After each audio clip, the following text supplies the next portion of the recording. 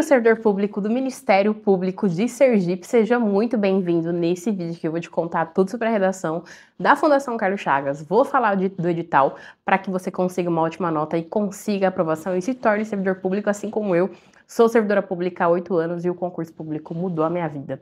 Lembrando que, conforme edital, a redação é somente para o cargo de técnico da área administrativa, tá? Então, se você vai fazer o concurso para técnico, vai ter redação e você precisa dominar a banca Fundação Carlos Chagas. Inclusive, eu tenho vídeos aqui anteriores no canal falando sobre essa banca, analisando temas que já foram cobrados, porque muita gente acha os temas um pouco complexos, às vezes não é um tema tão objetivo.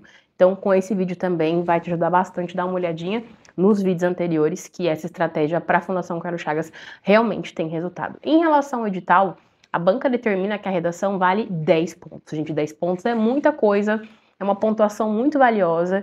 E hoje em concurso, se você não vai bem na discursiva, você não consegue aprovação. Eu digo isso porque eu tive um aluno que foi nota máxima na FGV, ele gabaritou a FGV, que é uma das bancas mais difíceis do Brasil, no concurso da Polícia Militar do Estado do Rio de Janeiro, e ele subiu 2.000 posições. Então, a discursiva, ela pode te colocar num lugar muito alto numa classificação final, ou ela pode te eliminar do concurso. Porque, inclusive, nesse edital, diz que a nota mínima de classificação é 6 pontos. Então, tirou 5,5, já era. Você pode ter gabaritado a objetiva. Se você não for bem na redação, você não consegue aprovação. Agora, entre nós aqui, a gente sabe que para conseguir os primeiros lugares, conseguir aprovação, ter o nome publicado no Diário Oficial o quanto antes, a gente tem que tirar no mínimo 8 pontos, tá? Embora o edital preveja aí 6 pontos, 8 pontos, 9 pontos no mínimo para conseguir uma boa média final, para conseguir uma nota final muito boa e conseguir a aprovação. Inclusive, recentemente teve um concurso, se eu não me engano, foi o Tribunal de Justiça do Mato Grosso do Sul, e não houve candidato aprovado na discursiva, para vocês terem noção do quão grave é você não dominar uma estratégia de redação.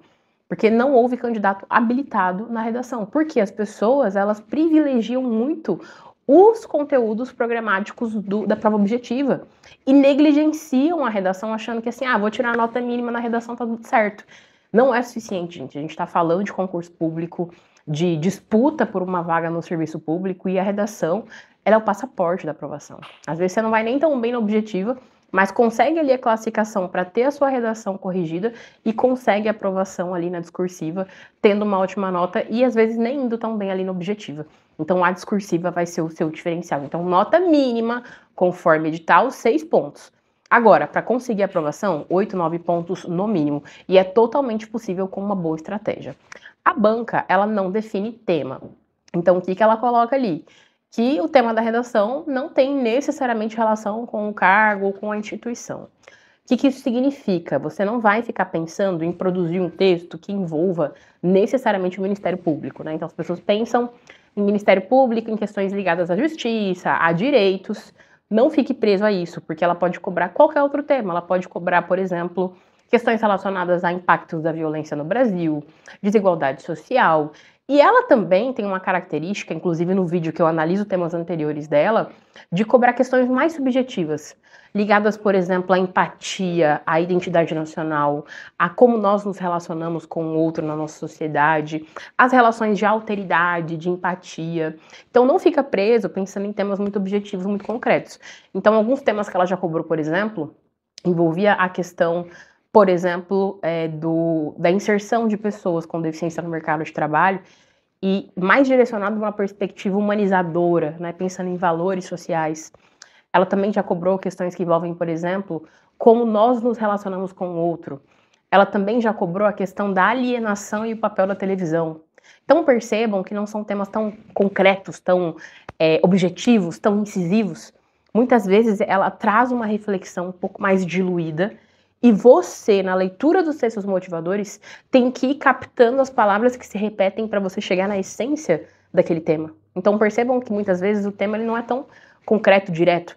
Ele está mais diluído e você faz ali a análise, o filtro para chegar ao coração do tema. Então, se você não tem domínio da compreensão de como ela cobra aquele tema, você não consegue nem produzir a redação. Porque você vai falar assim, qual que é o tema? Eu não estou entendendo. O que essa banca está propondo? Então é muito importante ter uma percepção que a Fundação Carlos Chagas, ela traz essa perspectiva mais diluída, mais subjetiva. Mas quando a gente tem um entendimento ali, faz a leitura dos textos motivadores de forma estratégica, a gente consegue ter a compreensão do tema e fazer o nosso texto. E é muito importante entender também que a Fundação Carlos Chagas, da maneira como ela faz ali a leitura, né, da redação, ela vai analisar a parte de língua portuguesa, obviamente, a parte de progressão textual, como você organiza cada ideia, se cada ideia faz sentido dentro daquele parágrafo. Então ela vai analisar a estrutura do texto dissertativo, mas vai analisar também conteúdo, vai analisar como você conecta aquela ideia para que não entre ambiguidade ou contradição, duplo sentido, enfim. Ela vai analisar esse texto e ela quer posicionamento. Só que posicionamento, quando a gente fala em redação para concurso, não tem a ver com a sua posição pessoal.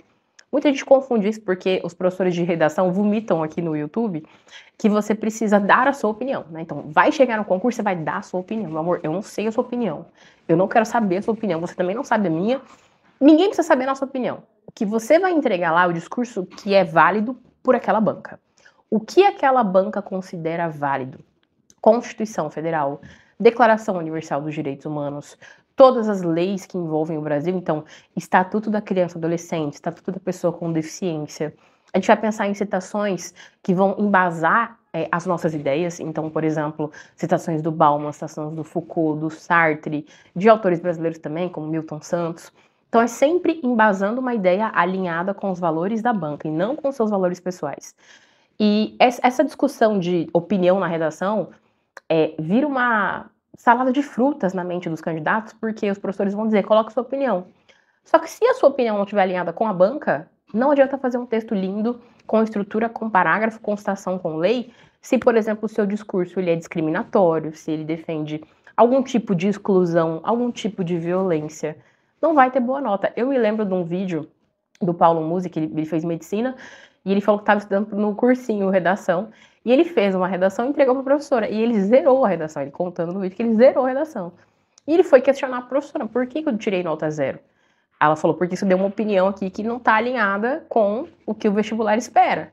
Então não é a sua opinião, porque a sua opinião pode ser muito polêmica, pode ser uma opinião que às vezes não é científica, não é racional. Quando a gente fala de opinião também, gente, ainda mais num Brasil muito polarizado como o nosso, as pessoas tendem a querer expressar sentimento. Então ninguém debate nada, as pessoas só expressam ou raiva, ou indignação, ou tristeza, ou alegria. O nosso discurso é muito eufórico. Se você for por essa linha, você não vai conseguir nota na Fundação Carlos Chagas, porque o discurso tem que ser crítico, racional, científico. Isso, dentro do meu manual de redação, eu sempre falo, isso não é hipocrisia. Defender o que a banca quer ouvir não é hipocrisia, é uma estratégia comunicativa, uma habilidade de quem sabe se posicionar diante de uma banca. A gente sempre fala, por exemplo, né, sobre estar alinhado a uma entrevista de emprego, né? Você vai, uma entrevista de emprego, você vai estar alinhado, você vai, enfim, todo limpinho, organizado, com uma roupa bacana, para você impressionar a pessoa que vai te entrevistar. Uma redação é a mesma coisa. Não é hipocrisia defender certas citações, ou certas leis, ou certas ideias que não estão alinhadas com os seus valores pessoais, políticos, culturais, religiosos. É sobre o que a banca quer ver.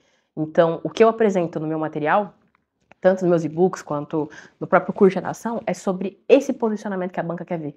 Então, nunca é sobre a sua opinião. Seria uma irresponsabilidade como professora chegar aqui e falar, defenda a sua opinião. Eu não sei a sua opinião. E se a sua opinião, por exemplo, vai contra os direitos humanos, contra a Constituição, ela já é uma opinião descartada pela banca.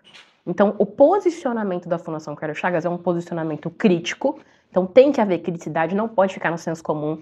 O que eu vejo quando os alunos chegam no meu curso de redação e enviam a primeira redação, é que, no geral, os textos são muito expositivos. Então, parece que eu estou lendo uma notícia de jornal. Então, por exemplo, uma aluna recentemente mandou a primeira redação e ela escolheu o tema da adultização de crianças e jovens e a monetização disso.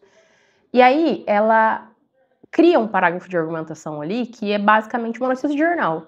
Ela expõe que realmente existe a adultização, ela explica esse fenômeno, ela explica as raízes disso, e ela usa ali o Estatuto da Criança e Adolescente. É como se fosse uma notícia de jornal, não há um posicionamento. O que é posicionamento? É trazer, por exemplo, pode ser o Estatuto da Criança e Adolescente, ou uma citação, uma lei, que vai embasar a ideia, e aí você vai defender um posicionamento. Pode ser, por exemplo, descaso governamental, negligência familiar, por exemplo, falta de educação. Então, a gente tem que ter uma ideia que vai embasar toda a argumentação, e essa ideia vai nortear o nosso parágrafo de argumentação. Então, eu não posso fazer um texto expositivo, um texto que seja descritivo, inclusive ela coloca isso no edital, em vários editais a Fundação Carlos Chagas coloca. Textos narrativos ou descritivos terão redução de nota, porque o gênero cobrado é o dissertativo e argumentativo.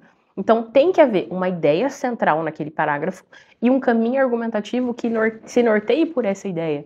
Então, no caso da lotização, a gente pode falar do descaso governamental, a gente pode falar da falta de educação. As crianças muitas vezes não têm uma educação digital e acabam sendo inseridas nesse mercado, havendo uma monetização ali da própria imagem.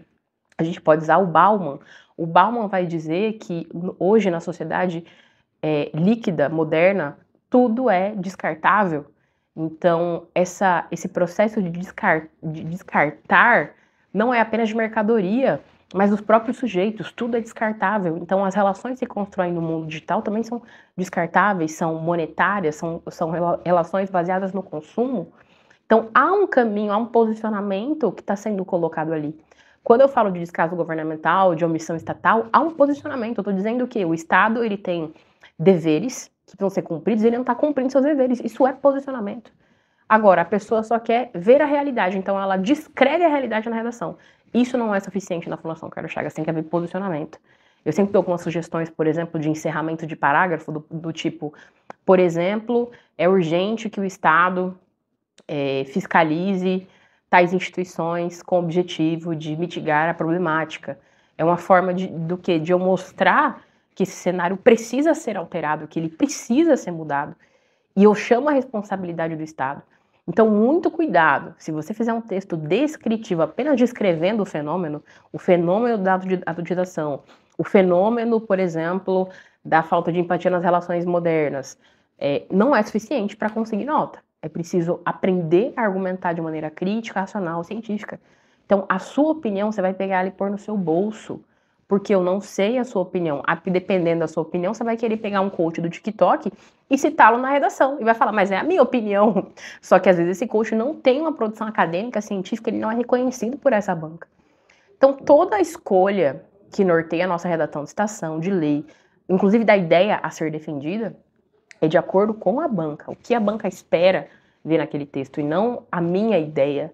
Então, essa ideia de eu vou colocar minha opinião na redação, é uma ideia equivocada, porque a gente tem pessoas de diferentes religiões, diferentes culturas, com diferentes histórias e famílias, diferentes trajetórias, e se a banca for analisar individualmente a posição de cada um, ela não vai dar conta, vai ficar uma análise subjetiva.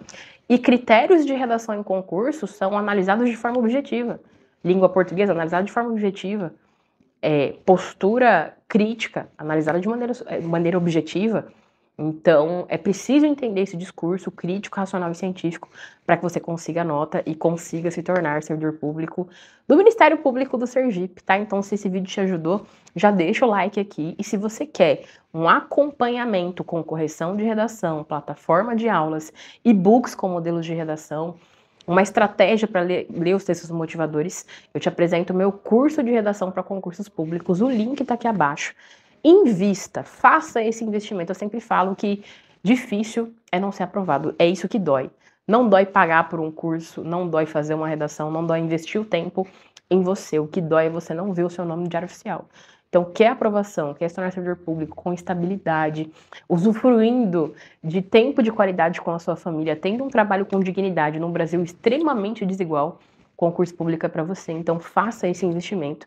Eu tenho mais de 2 alunos nota máxima na FGV, eu tenho mais de 300 aprovados na Selecom, então meus resultados eles são muito incríveis, assim, os alunos conseguem aprender a metodologia e eu falo de uma maneira muito simples, não tem nada de teorização, de palavra acadêmica de maneira complicada, não, eu simplifico tudo para que você consiga em pouco tempo conseguir a sua aprovação, porque concurso público é tudo muito rápido.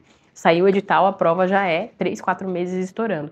Então, faça esse investimento, não deixe para a última hora, você não vai se arrepender e você vai conseguir a sua aprovação. Então, clica nesse link aqui abaixo, eu te espero lá dentro do curso de redação para concursos públicos.